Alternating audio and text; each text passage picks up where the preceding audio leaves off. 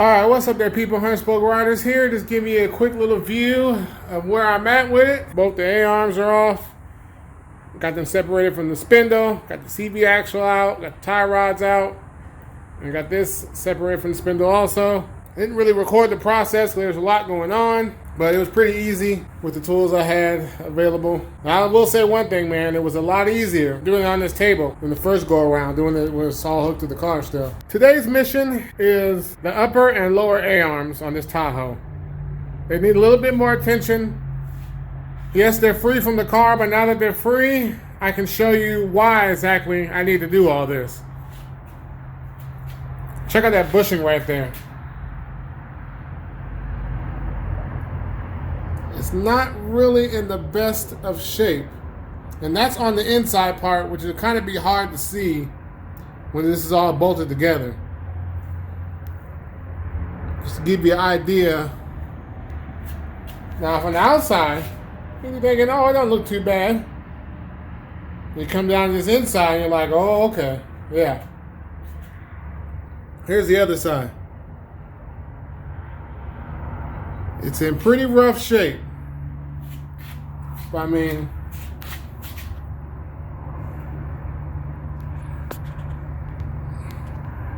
there we go. Turn that flash on a little bit so you can see a little bit better. It's definitely time to change these up.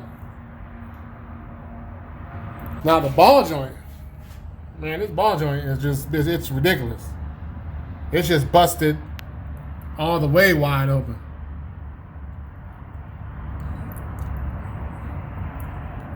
So you definitely don't want to be riding around like that. This ball joint ain't in that great a shape either.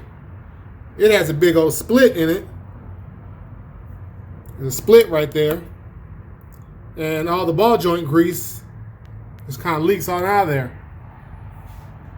And this one's super stiff. It's probably dry in there because all the grease leaked out.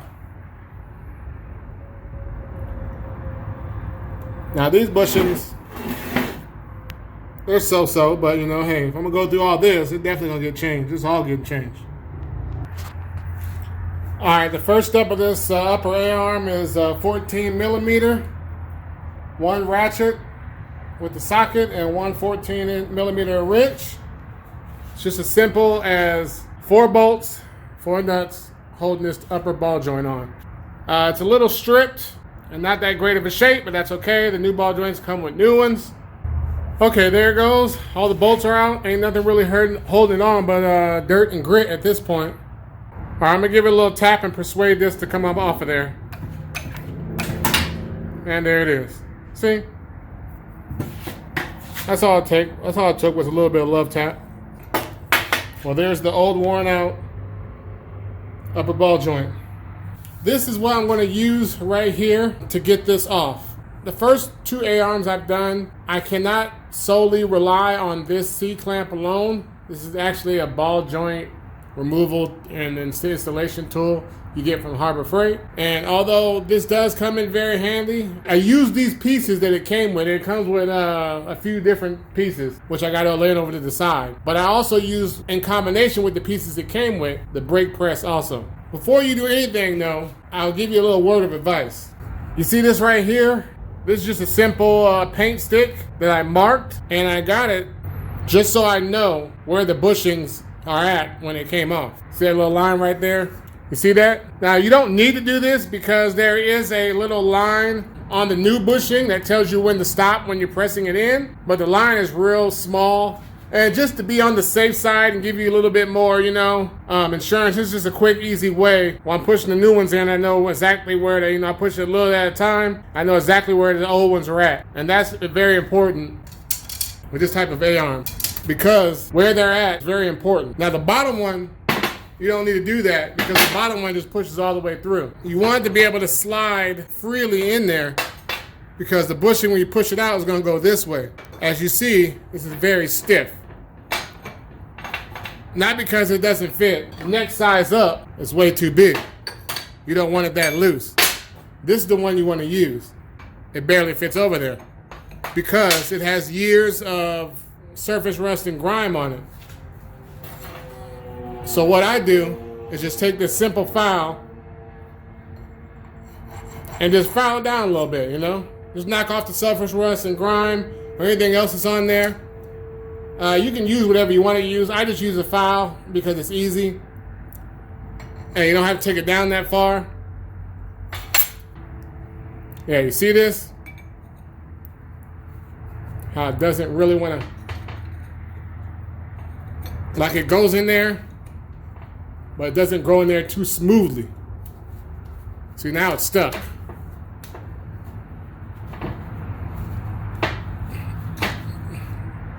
So once again, you file around there, and the dirt, and the year's worth of surface rust, then it just freely goes on there. No problem. That's what you want. That way when it goes out, it ain't got no resistance when you push it out. You ain't got to worry about that bushing getting stuck in your tool. Okay, I got this set up in the vise, and that's pretty much the gist of it. You set it up like that. I'm going to use this 22 millimeter wrench. Tighten that down at the top. It's going to push this down, which pretty much is going to push the ball joint up and out of there. Now, you might want to be careful with this, because once it comes out, it might all fall out of the thing. There it is.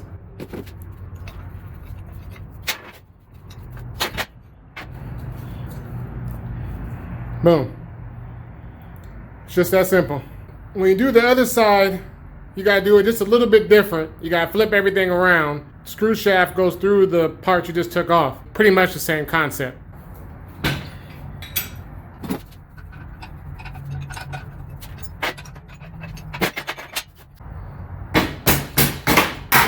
Just need a little finesse, but the concept's the same. And there you have it. You got an upper A-arm with no bushings or no ball joints. Try to get this bottom ball joint out. That's the setup I'm using. Bigger cup, I'm not using any plate this time, because I don't really care about the old ball joint, so let's see what happens.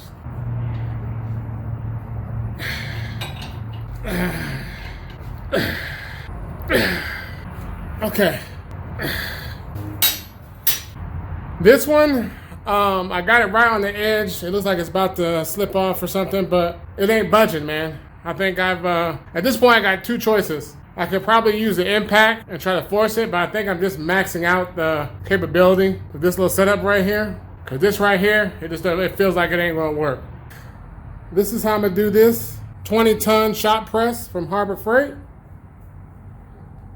This is gonna make my life a little bit easier while trying to press that lower ball joint bushing out. All right, let's see what happens.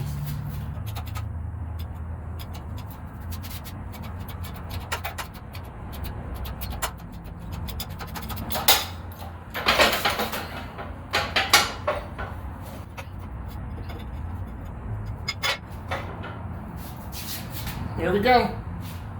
Mission accomplished.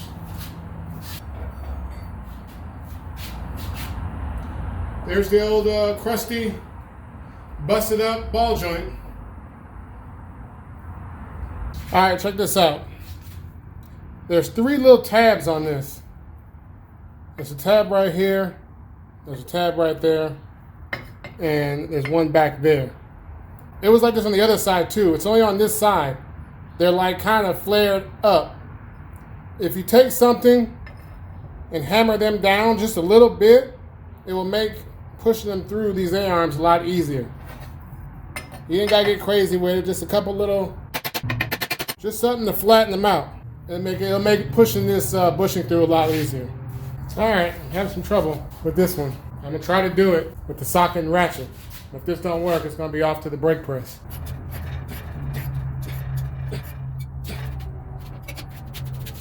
All right, I don't think this combination of pieces are gonna get this off of here, so let me switch it up a little bit. Man, look at that. I was so close. I released it, but it's still stuck on there. I mean, I'm just like right there at the edge, but it ain't going nowhere. But I was real close to getting it off of there, so maybe I had it kind of crooked sitting on there. So I'm gonna adjust this, hook it up one more time, press it again, and see if I can get it to come Just that it just needs to go just a little bit more. There it is. I just had to crank it a couple more turns. I shouldn't have gave up the first time. It wasn't sitting a little crooked, but that's all I needed was them few little last turns, readjustment.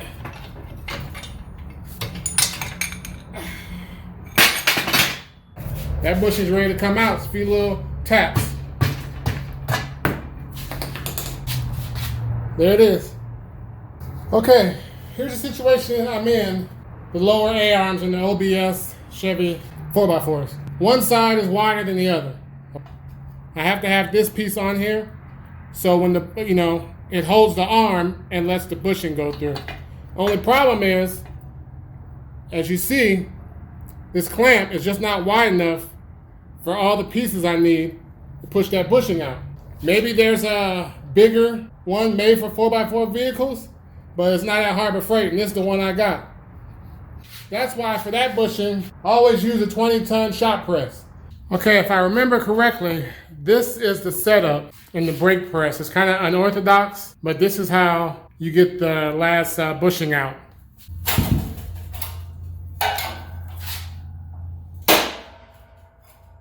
There it is. I was just about to give up, but I figured I'd crank it one more time. Because that definitely felt real sketchy. But there it is.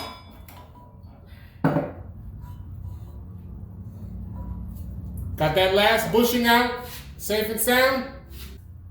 That seems like it's a little bit bent, but I can bend that back with the hammer. So it's all good.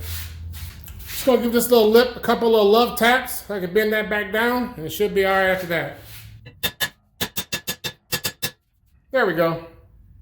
I mean, it was like a little slight, just a little slight bend in it, but I believe that right there is gonna make it just fine. Just a couple little love taps with the persuader. And there it is. Got all the bushings and the ball joints out of both the lower A-arm and the upper A-arm. So now I'm done for the day. I got the job done. It wasn't perfect. For some reason, this lower A-arm was a lot harder on this one than it was the driver's side. This is the passenger side here. That's the beauty of metal, man. There's a lot of flexibility with the metal, as long as you don't get too crazy with it. I believe pushing the new ones in will be no problem. All right, people. Hernspoke Riders, signing out. Just out here putting in work, one piece at a time, on the old OBS two-door Tahoe.